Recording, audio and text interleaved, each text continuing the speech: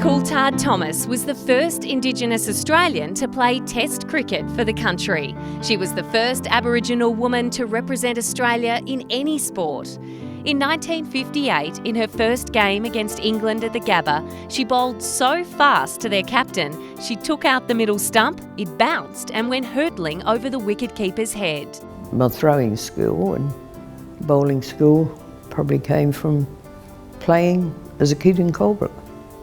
Colebrook was an Aboriginal children's mission near the Flinders Ranges in South Australia. She was taken there just after she was born in 1933, and the children named her after the faith mission. Had I not been in Colebrook, I would never have got the opportunities that I did have. So I consider myself not stolen, but chosen. It was a childhood filled with games, sport, music and a good education. And apart from that, you had to make your own fun outside. And that was never any effort whatsoever. They played cricket on a bumpy driveway once covered in dray tracks and horsehoof holes.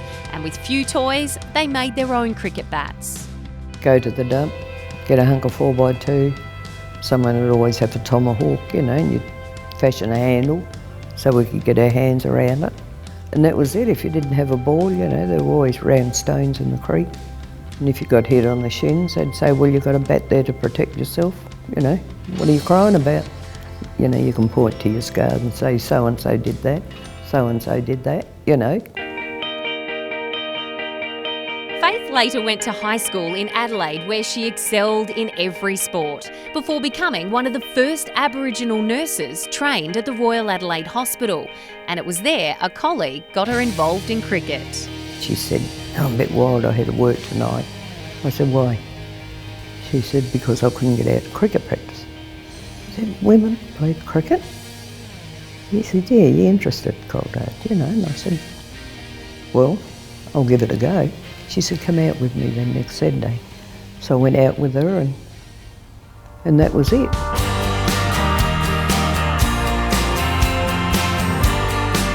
In her second game, she took a hat-trick and 6 for 26, which saw her picked just weeks later for the state team. For a fast bowler, she had a short run-up of 4 steps, but an explosive pace from a powerful wrist action.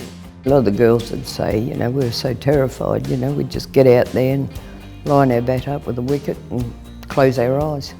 The following season, she made the Australian team, and all the newspapers wanted to interview the native nurse cricketer. Being Aboriginal, I suppose I was a bit of a curiosity, and they'd rather interview me because of that, Faith was picked to go to England and New Zealand, but her nursing career was more important. And in the early 1960s, married and pregnant with her son Stuart, she played her final game for the Windsors. I was 8 months pregnant and stood there with me gut sticking out, telling everyone, not to hit it. They were all slow balls and I just stood there and belled them all over the place.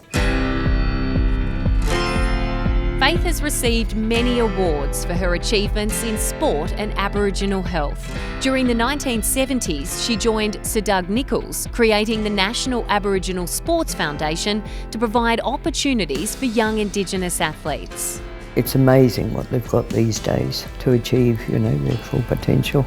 There's nothing really there to stop them.